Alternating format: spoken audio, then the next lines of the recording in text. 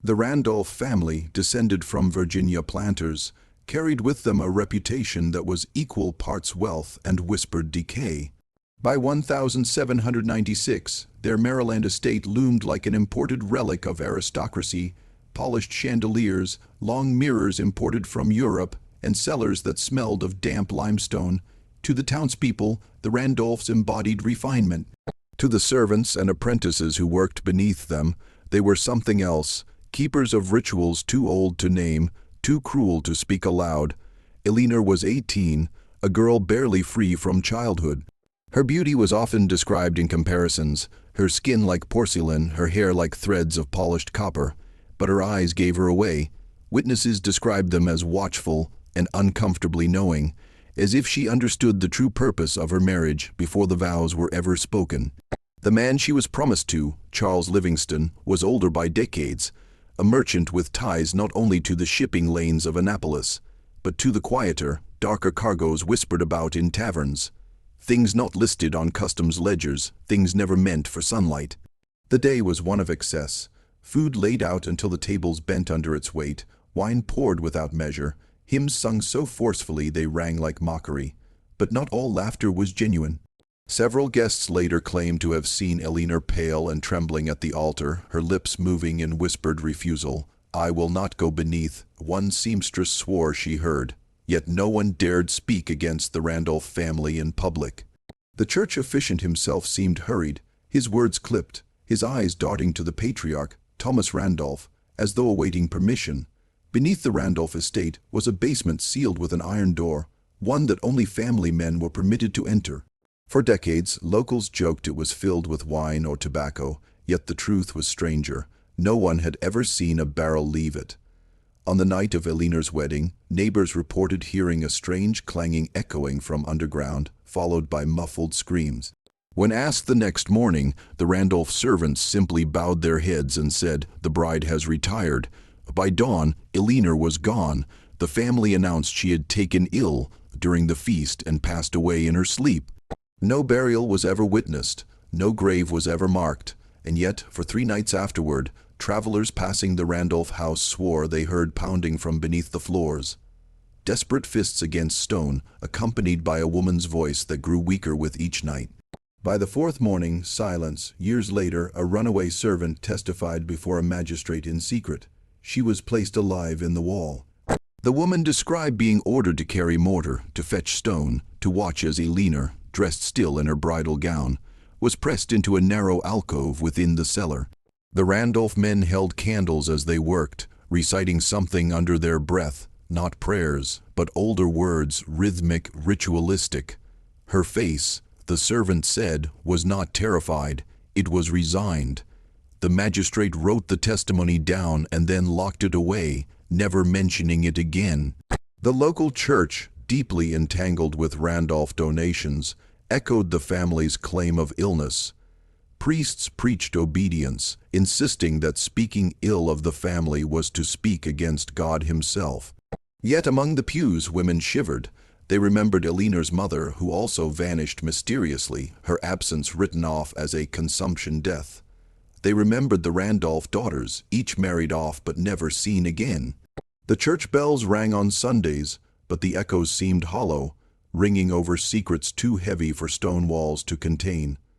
Visitors to the estate decades later described the basement as unnaturally cold, as if it drew warmth from the body itself.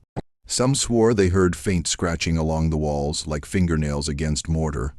Others said their lanterns dimmed near the farthest alcove, where the air carried a sweetness, like decayed flowers pressed into damp earth. One mason, hired to repair cracks, refused to finish the job, muttering, "The wall breathes." He left Annapolis the same night and never returned. Annapolis prospered on trade and naval power, yet the Randolph estate was avoided. Children dared one another to touch its iron gates at night, then ran screaming at the sound of wind rattling the chains. Shopkeepers avoided speaking of the family, lowering their voices when asked. "They don't bury their women," one butcher told his apprentice, "they collect them." When asked what that meant, the butcher only crossed himself and said no more. Hidden among the Randolph papers, discovered in 1842 when the estate briefly changed hands, was a ledger that made little sense to historians. Names of women marked with dates alongside strange symbols resembling alchemical seals. The ledger ended abruptly with Eleanor beneath, complete. Whoever catalogued these entries was not merely recording deaths, but affirming some form of completion, as if each disappearance served a purpose in a chain that reached back generations. Thomas Randolph, remembered publicly as a philanthropist, was privately obsessed with preservation, not of money but of bloodlines. He spoke often of anchoring purity, of keeping the line intact. In his journals, fragments remain: the stone takes what the flesh cannot hold, the living seal to strengthen the house. Scholars later debated whether this was metaphor or madness, yet every Randolph wedding ended the same way, a feast followed by a bride who was never seen again. By the early 1800s, several orphans in Annapolis disappeared as well, last seen near the Randolph estate. Officials dismissed it as coincidence. Yet one church record, buried deep in parish files, noted that children not claimed by kin may serve the house beneath. No explanation followed. The link between abandoned children and vanished brides became part of whispered folklore, a truth too ghastly to speak aloud in daylight. In 1870, a team of workers attempted to renovate the Randolph estate after it fell into disrepair. They broke through a section of the cellar wall and fled screaming. Behind the stone was not one body but many, dresses rotted to lace fragments, hair still coiled like ribbons, bones pressed together so tightly they had become indistinguishable. Some skulls bore teeth marks, suggesting they had bitten into one another in desperation. The workers swore they heard a sigh escape as the wall was breached, as though the house itself exhaled relief. Within weeks, officials sealed the cellar again. Newspapers never reported the findings. The Randolph family's influence reached far into Maryland courts, ensuring silence.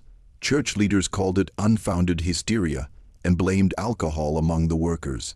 Yet letters exist from one city clerk to his wife. "I saw the veil. I saw her hand bones clutching the stone. Do not speak of this even to God." Local women passed down Eleanor's story through lullabies and warnings. "Do not wed in haste, lest the walls take you." Generations of girls whispered her name before marriage as if invoking protection. In some versions, Eleanor is not a victim but a sentinel, her spirit still wandering the cellar, keeping watch so that no more brides are taken. In others, she is complicit, her resignation transformed into acceptance of an ancient duty. Both versions are equally terrifying. By the late 19th century, the Randolph name had withered, descendants scattered, fortunes depleted, the estate abandoned. Yet the cellar remained sealed. Travelers swore they saw candlelight flickering behind boarded windows. Some claimed to hear singing, low, mournful hymns in voices that did not belong to the living. "They are still there," one writer scrawled in his travel diary. The brides never left. In the 1920s, a group of university scholars briefly studied the estate.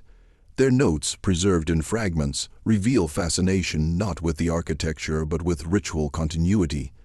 They referred to the Randolph cellar as an American parallel to European crypt practices, noting its peculiar ability to preserve organic matter. One chilling line remains: if the house is an anchor, then the women are its weights. Shortly afterward, the research was halted. The estate was condemned, then quietly purchased by a private trust. By 1950, the estate was razed. Yet those who lived nearby reported unsettling phenomena during demolition: walls that resisted collapse, stones that seemed to hum when struck with tools, a final shudder in the earth when the cellar was filled with concrete. For weeks afterward, townspeople swore the ground exhaled a sweet, rotting fragrance each night, as though releasing centuries of suffocated breath. Today, little remains of the Randolph estate, no plaques, no historical tours. The family's wealth bought silence, and silence hardened into forgetting. Yet the story persists in whispers, that beneath Annapolis, under streets and gardens, the bones of brides still lie listening, sealed not just in stone but in memory. And perhaps that is the deeper horror, not that Eleanor Randolph was entombed alive on her wedding night, but that an entire town heard her cries and chose to forget.